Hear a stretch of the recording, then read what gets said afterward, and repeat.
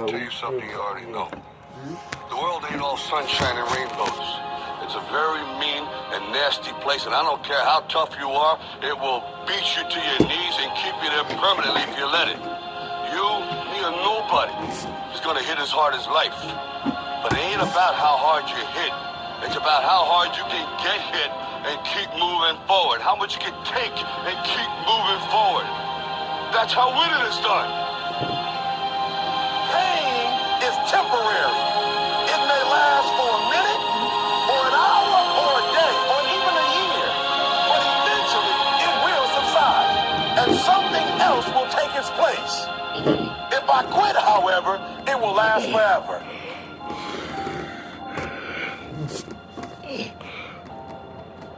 The margin for error is so small. I mean, one half a step too late or too early, and you don't quite make it. 1/2 second too slow, too fast, you don't quite catch it. The inches we need are everywhere around us. They're in every break of the game, every minute, every second. You got a dream, you got to protect it. People can't do something themselves, they want to tell you you can't. You want something, go get it. Period. Don't be afraid to fail. You can't always win, but don't be afraid of making decisions. You have to believe that something different can happen. He who says he can and he who says he can't are both usually right. Most of you say you want to be successful, but you don't want it bad. You just kind of want it. You don't want it badder than you want to party. You don't want it as much as you want to be cool. Most of you don't want success as much as you want to sleep. Our deepest fear is not that we are inadequate. Our deepest fear is that we are powerful beyond measure. It is our light, not our darkness, that most frightens us. Deep down, ask yourselves, who do you want to be? Figuring out for yourselves what makes you happy, no matter how crazy it may sound to the people. Make a choice. Like, just decide what it's going to be, who you're going to be, how you're going to do it. Just decide. Why not? Why can't I be the MVP of the league? Why can't I be the best player in the league? I don't see why. Why can't I do that?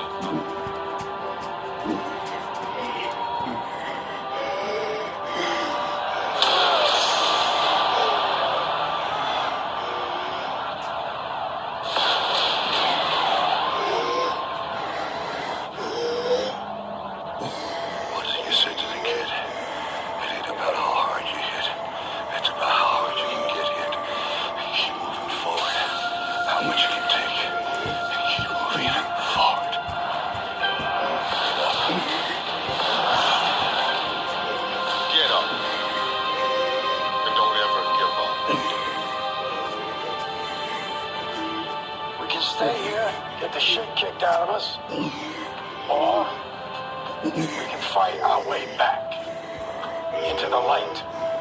We can climb out of hell, 1 inch at a time.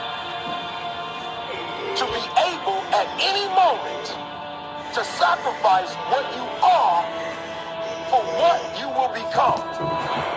Most of you won't be successful because when you're studying and you get tired, you quit. I don't do well in math. You're right. You ain't never studied. I'm not good in writing because you have never written before. Talent comes naturally. Skill is only developed by hours and hours and hours of beating on your craft. If you're not making someone else's life better, then you're wasting your time. Don't cry to give up. Cry to keep going. Don't cry to quit. You already in pain. You already hurt. Get a reward from it. Now, if you know what you're worth, then go out and get what you're worth. But you gotta be willing to take the hit and not point the finger saying you ain't where you want to be because of him or her or anybody. Cowards do that, and that ain't you. You're better than that. Because every day is a new day. Every moment is a new moment.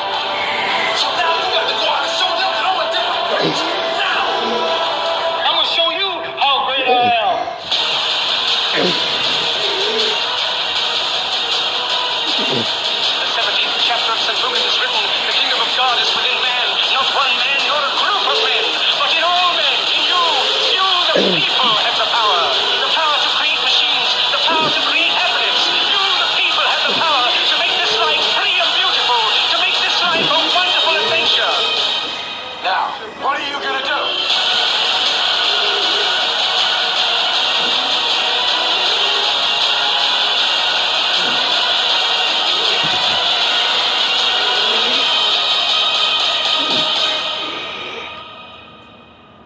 Because limits, like fears, are often just limits.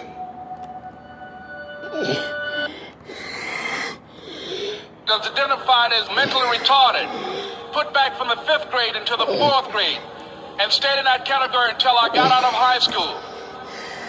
I don't have any college training, but I met a high school teacher who one day changed my life. I was waiting on another student, and when he came in, he said to me, "Young man, go to the board and write what I'm about to tell you." And I said, I can't do that, sir. He said, "Why not?" I said, "I'm not one of your students." He said, "It doesn't matter. Follow my directions now." I said, "I can't do that, sir." He said, "Why not?" I said, "Because I'm educable mentally retarded." And he came from behind his desk and he looked at me. He said, "Don't ever say that again. Someone's opinion of you does not have to become your reality." And as he talked, my heart began to beat fast. Tears began to run down my eyes, and I was in the back just listening to him, because the speech he was giving, that speech was for me. And he said, "Les Brown," he said, "if you want to do anything worthwhile in life, you got to be hungry." I told Mr. Washington I wanted to become a disc jockey. And so I started working to develop myself. He said, "I want you to practice every day being a disc jockey." I said, "But I don't have any job now." He said, "It doesn't matter." He said that it's better to be prepared for an opportunity and not have one than to have an opportunity and not be prepared. And as I was working to develop myself, I applied for a job as a disc jockey, WMBM on Miami Beach. I went to a guy named Milton Butterball. I said, "How you doing, Mr. Butterball? I'd like to get a job as a disc jockey." He looked at me, he said, "You have any broadcast background?" I said, "No, sir, I don't." "You have any journalism background?" I said, "No, sir, I don't." He said, "We don't have any jobs available." I said, "Yes, sir." I went back to Mr. Washington and I told him. He said, "Don't take it personally." He said, "Most people are so negative, they will have to say no 7 times before they say yes." He said, "Go back again." So I went back again. I said, "How you doing, Mr. Butterball? My name is Les Brown." He said, "I know what your name is. What do you want?" I said, "I'd like to know whether or not you have any jobs at disc jockey, sir." He said, "Didn't I just tell you yesterday we didn't have any jobs?" I said, "Yes, sir, but I don't know whether or not somebody got laid off or somebody was fired, sir." He said, "No one was laid off or fired. Now get on out of here." I came back the next day like I was seeing you for the first time. I said, "Hello, Mr. Butterball, how are you?" He looked at me with rage. He said, "Go get me some coffee." I said, "Yes, sir." And I went to get him some coffee.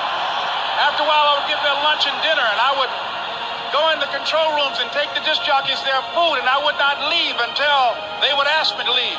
One Saturday afternoon, while I was at the radio station, a guy named Rock was drinking while he was on the air.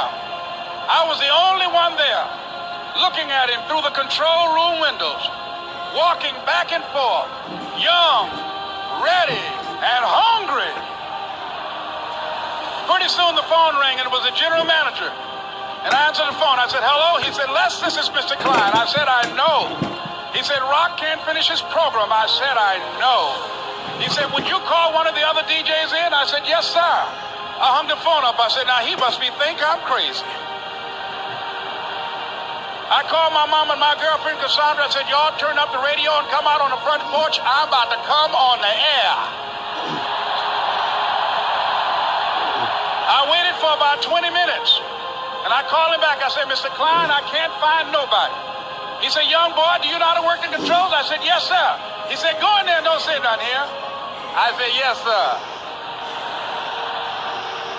I couldn't wait to get behind those controls. I put on an old Stevie Wonder record called Fingertips. I sat down behind that turntable. I said, look out, this is me, LB, Triple P, Les Brown, your platter playing papa. There were none before me and there will be none after me. Therefore, that makes me the one and only. Young and single and love to mingle, certified, bona fide, indubitably qualified to bring you satisfaction, a whole lot of action. Look out, baby, I'm your love man. I was hungry. I was hungry. You gotta be hungry. Begin to know that you have greatness within you. And if just one of you here begin to envision yourselves as being blessed and highly favored to reach your goals, if just one of you capture the essence of what that means, that you have greatness within you and a responsibility to manifest that greatness, that you can make your parents proud, you can make your school proud, you can touch millions of people's lives, and the world will never be the same again because you came this way. It was hard, ladies and gentlemen, coming to speak to people. And I was facing financial difficulties in my own life. I was behind on my bills and my dreams, and I'm saying to them, you can live your dream. It was hard, ladies and gentlemen. It was very difficult to pick myself up each day believing that I could do it. There were times that I doubted myself. I used to ask myself, can I do this? And something said within me, you're the one. Don't give up on your dream. By continuing to push forward, by continuing to run toward my dream, that one day I would have my own talk show.